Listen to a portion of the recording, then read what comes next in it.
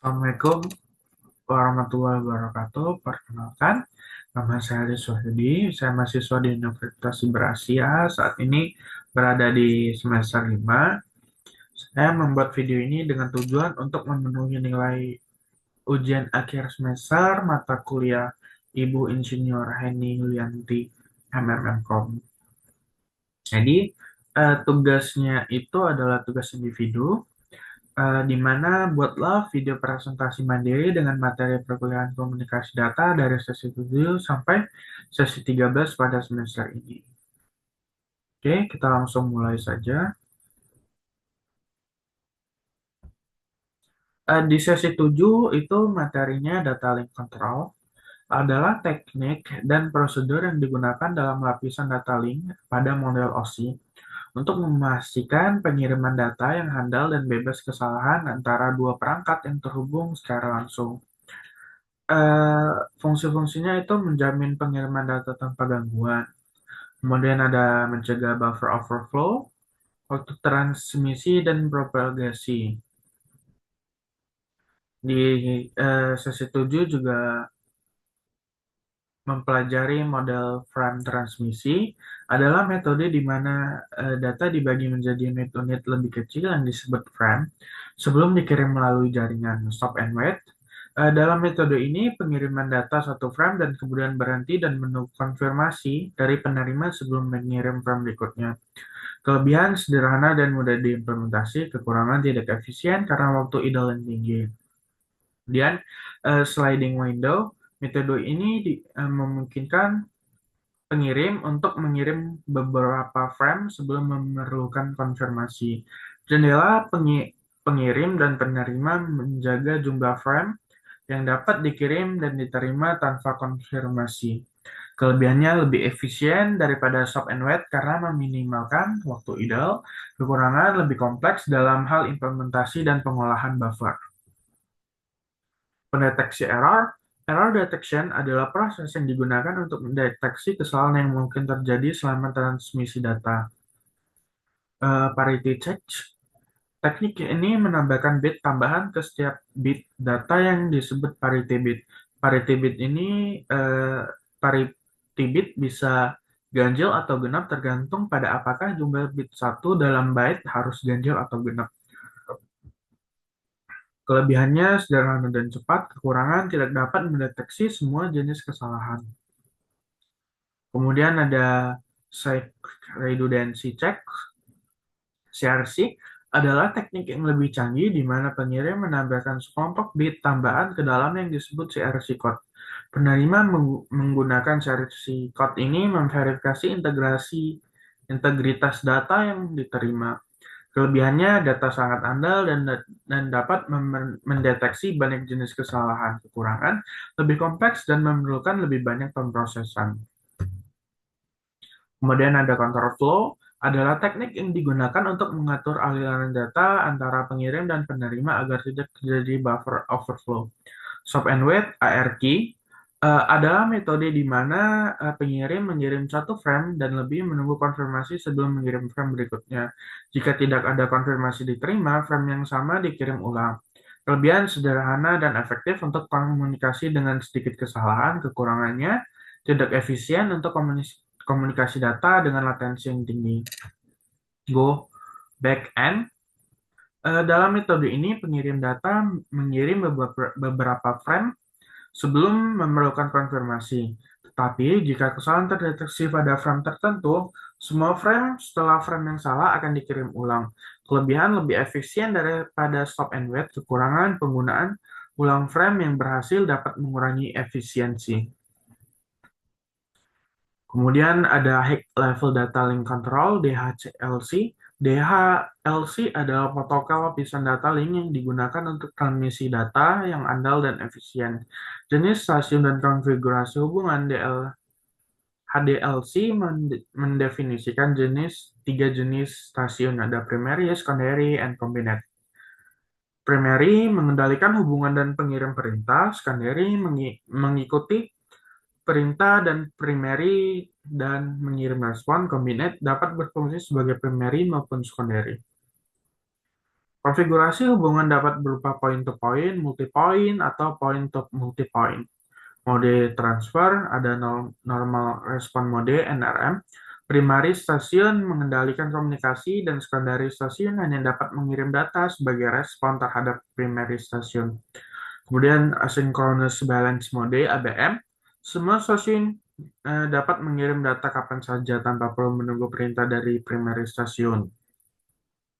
Asynchronous response mode (ARM) mirip dengan RM, tetapi dengan fleksibilitas lebih tinggi untuk secondary station.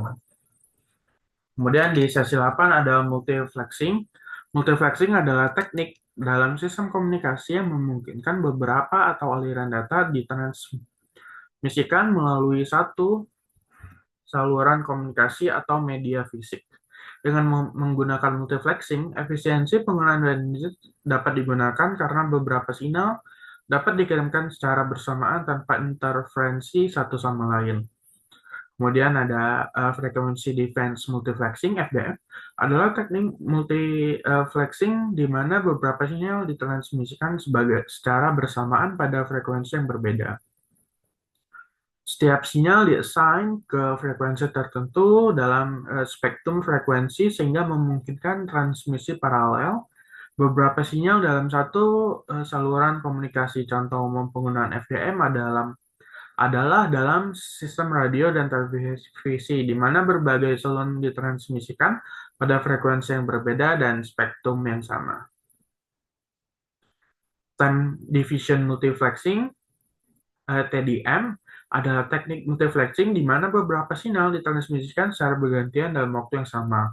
Menggunakan slot waktu yang berbeda, setiap sinyal dapat diberi slot waktu tertentu untuk mentransmisikan data.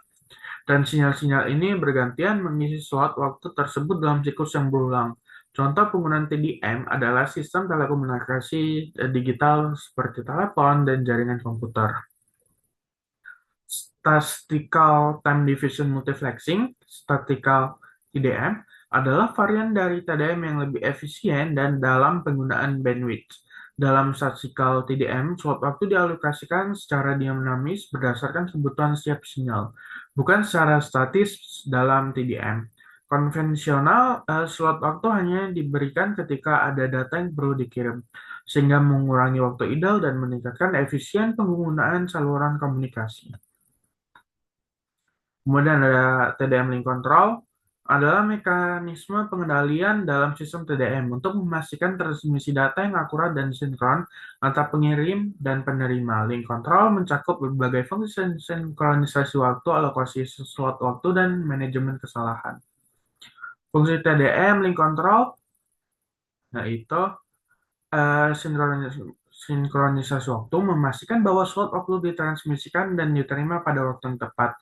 Alokasi slot waktu, menentukan dan mengelola alokasi slot waktu untuk setiap sinyal. Manajemen kesalahan, mendeteksi dan mengoreksi kesalahan yang terjadi selama transmisi untuk memastikan integritas data. Dengan mekanisme TDM link control yang baik, sistem TDM dapat beroperasi dengan efisien dan handal, memastikan bahwa setiap sinyal data ditransmisikan dengan benar dan baik. Kemudian di sesi 8, multiflexing, Asymmetrical Digital Subscriber Line (ADSL), adalah teknologi komunikasi yang memungkinkan transmisi data berkecepatan tinggi melalui saluran telepon tembaga standar. Disebut asymmetrical karena kecepatan download, unduh, dan upload, unggah tidak sama. Dengan kecepatan download biasanya lebih tinggi dibandingkan dengan kecepatan upload, ADSL memungkinkan pengguna untuk mengakses internet dan menggunakan layanan telepon secara bersamaan. Keunggulan ADSL tidak memerlukan kabel baru, menggunakan saluran telepon yang ada. Kemudian kecepatan load yang lebih tinggi dibandingkan upload, ideal untuk pengguna yang lebih banyak mengunduh data daripada mengunggah. Kemudian kekurangannya itu ada kecepatan menurun seiring dengan jarak dari kantor pusat telepon, asimetris sehingga kurang ideal untuk aplikasi yang membutuhkan upload yang tinggi. Kemudian konfigurasi channel dalam ADSL. ADSL membagi bandwidth saluran telepon dan menjadi beberapa channel, biasanya menggunakan teknik frekuensi division multiplexing FDM. Ada tiga jenis channel dalam ADSL. Yang pertama, voice channel digunakan untuk panggilan telepon konvensional, biasanya di frekuensi rendah, 0 sampai 4 kHz. Downstream data channel digunakan untuk mengunduh data dari internet proporsional pada frekuensi yang lebih tinggi, biasanya 30 kHz sampai 1 MHz. Upload data channel digunakan untuk menggugah data ke internet berproporsi pada frekuensi yang lebih rendah dari downstream, biasanya 30 kHz sampai 138 kHz.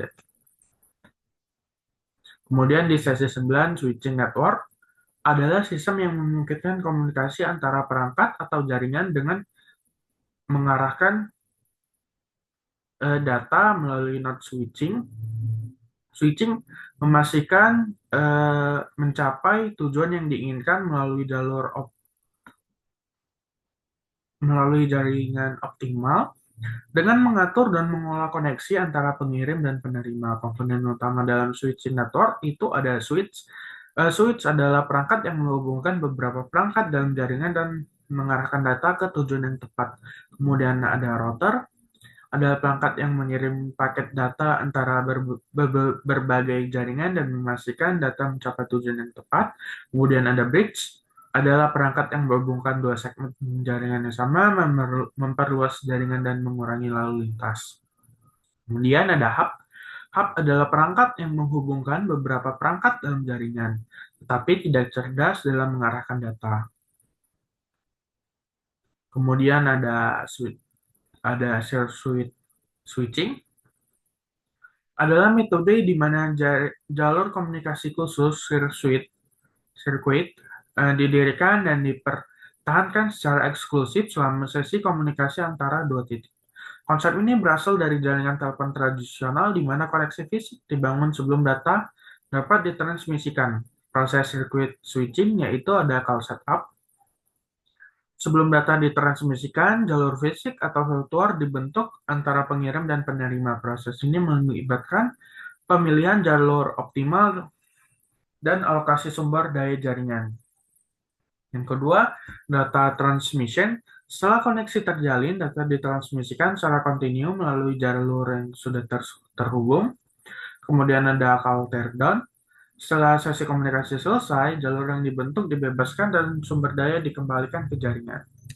Kemudian ciri-ciri circuit switching, yaitu ada dedicated path, jalur tetap antara pengirim dan penerima. Kemudian ada fixed bandwidth tetap untuk seluruh sesi. Kemudian ada connection oriented, koneksi khusus dibangun sebelum data ditransmisikan. Keuntungan circuit switching yaitu ada reliability, jalur tetap memastikan komunikasi yang stabil dan bebas gangguan.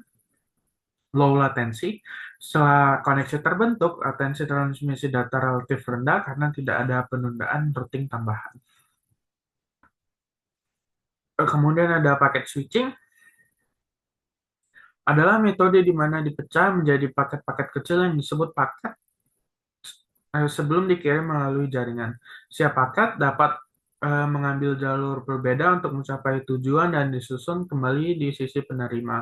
Paket switching adalah dasar dari banyak jaringan data modern, termasuk internet. Proses paket switching yaitu ada data segmentasi, ada routing, dan assembly.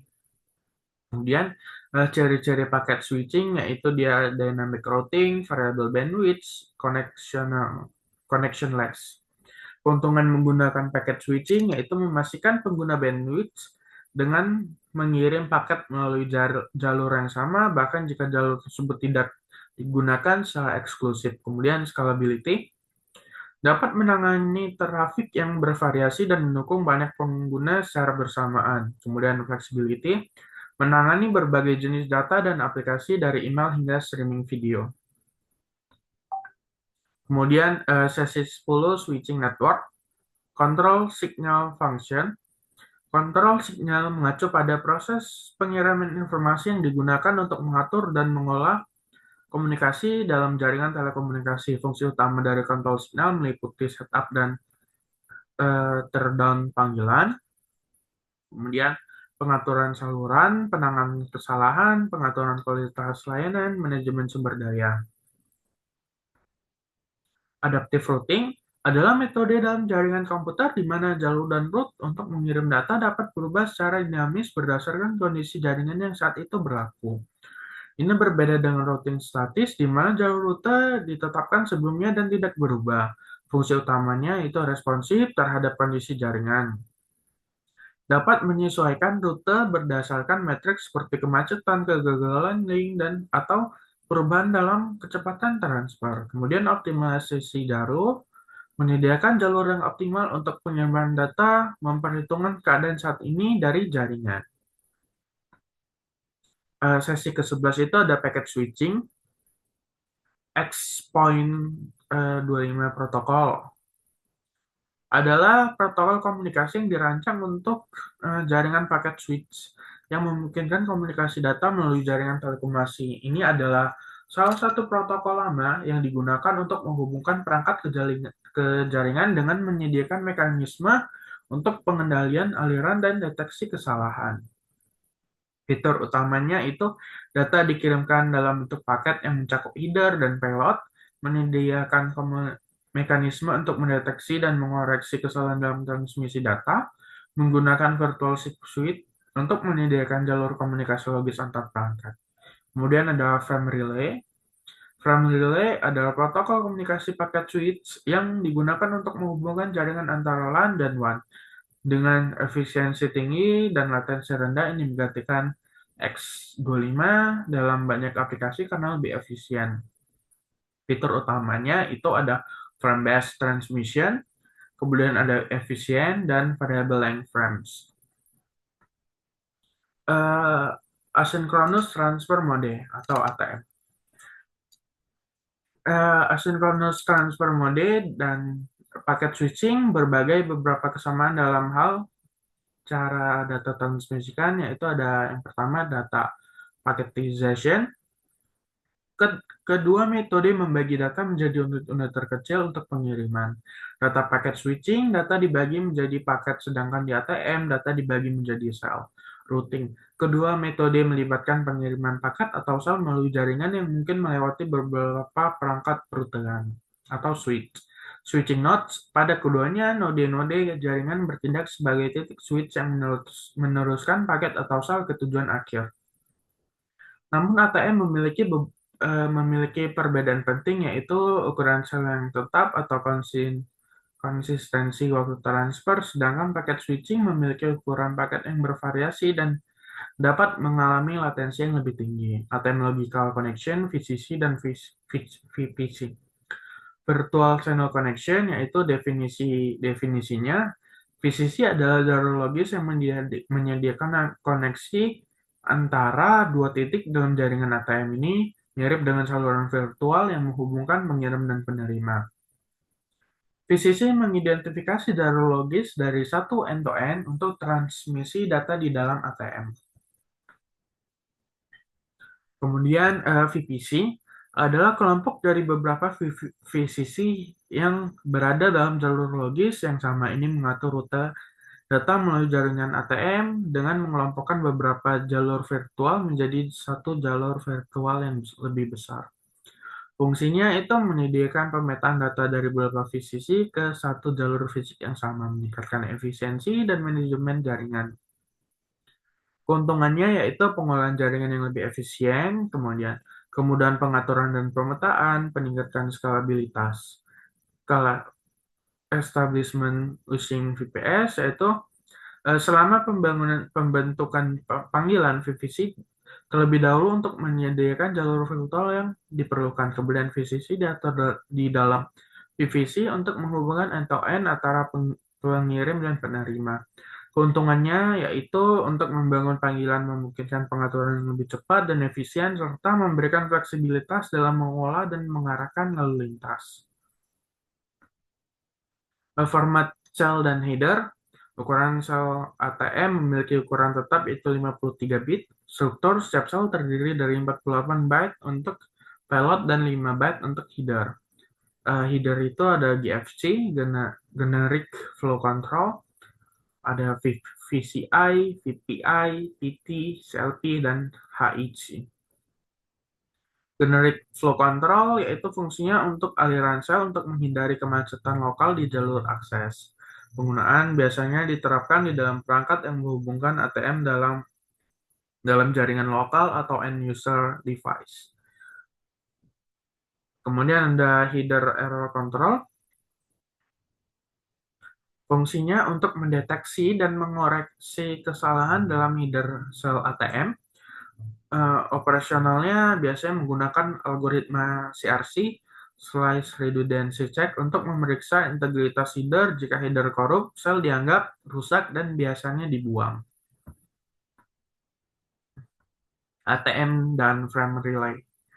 ATM bertanggung jawab untuk mengadaptasi berbagai jenis layanan ke format ATM, memungkinkan data dari berbagai sumber untuk dikirimkan melalui jaringan ATM. Fungsi utama AAL yaitu segmentasi dan reassembly. SAR memecahkan data menjadi ukuran sel ATM dan menggabungkan kembali di sisi penerima. Handling different type of service mengakomodasikan berbagai jenis layanan seperti voice, video, dan data. AL protokol tab 1, 2, 3, 4, 5. Tab 1 fungsinya digunakan untuk layanan yang memerlukan timing dan delay yang ketat seperti suara dan video, biasanya mode Circuit Emulation Mode. Karakteristik memberikan sinkroni yang diperlukan untuk layanan real-time. Tab 2 itu berfungsi untuk layanan variable bit rate VBR seperti compressed voice dan video. Karakteristik menyediakan timing recovery dan pengaturan bit yang fleksibel. Kemudian type 3 dan 4 digunakan untuk layanan dengan kontrol kesalahan seperti transfer dan email. Mode package mode, karakteristik menyediakan segmentasi dan reassembly SAR, kontrol kesalahan dan kontrol aliran. Kemudian tab 5 fungsinya digunakan untuk layanan yang tidak memerlukan kontrol kesalahan tingkat tinggi seperti protokol jaringan, TCP atau IP. Karakteristiknya mengurangi overheat, memberikan SAR, tetapi tanpa kontrol kesalahan, segmentasi dan assembly PDU. Segmentasinya itu memecahkan unit data yang lebih besar PDU menjadi ukuran sel ATM 48 byte untuk transmisi. Assembly menggabungkan kembali sel-sel menjadi PDU asli di sisi penerima. Kemudian ada efisiensi dan keuntungan ATM. Efisiensinya fixed cell size memungkinkan penanganan cepat dan sederhana di switch ATM. High throughput mendukung throughput tinggi karena ukuran sel tetap pemrosesan yang efisien. iOS menyediakan quality of service yang lebih baik untuk berbagai jenis layanan seperti voice, video, dan data. Keuntungannya, scalability mampu mengakomodasikan berbagai jenis lalu lintas dengan efisien. Flexibility mendukung berbagai aplikasi dari voice, video, hingga data. Integration dapat mengintegrasikan berbagai jenis jaringan dan protokol dalam satu infrastruktur. Kemudian protokol arsitektur, control plane, dan user plane. Control plane yaitu fungsinya menangani sinyal dan pengaturan koneksi termasuk pemutusan dan pemutusan koneksi. Komponennya itu sinyal seperti Q2931 untuk sinyal panggilan. Kemudian ada user plane, fungsinya menangani transfer data sebenarnya antara pengguna. Komponennya data payload dan mekanisme pengaturan aliran dan kesalahan. Mungkin presentasi dari saya cukup sampai di sini. Assalamualaikum warahmatullahi wabarakatuh.